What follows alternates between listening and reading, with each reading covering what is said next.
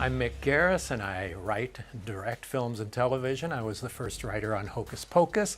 I created the Masters of Horror TV series and have directed more Stephen King than anybody. I'm really fortunate to have been able to work with and become friends with Michael Jackson. I was a hopeful screenwriter at the time, and John Landis and I became friends. It was right after American Werewolf. Michael had seen that and had been blown away by it.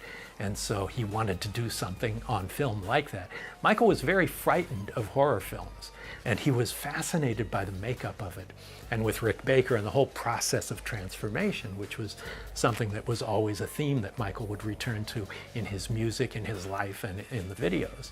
So when Thriller came along, the invitation came out to me and my wife if we would like to be zombies. So we actually got to be zombies in the most phenomenal, successful music video of all time. I'm the last zombie to come out of the ground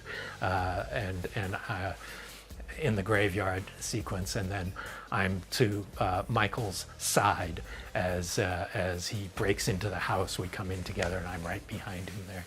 And that's my golden moments in Thriller.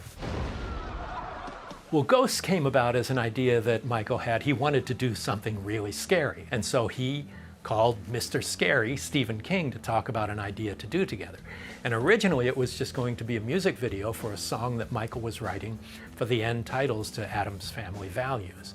So King and I had just shot The Stand. We were just starting post-production when Michael came to him with this idea, and King wrote the script and then suggested me to Michael. We had this meeting, and that's where Ghosts started.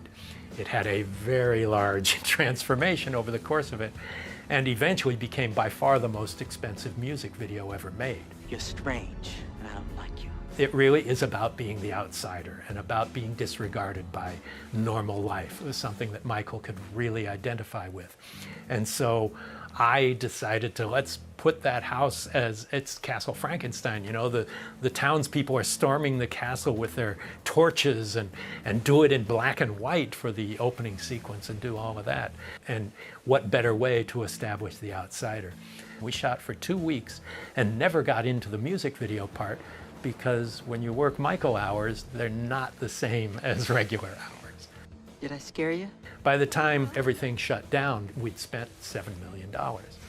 It ended up coming in at about $15 million, all of it out of Michael's pocket.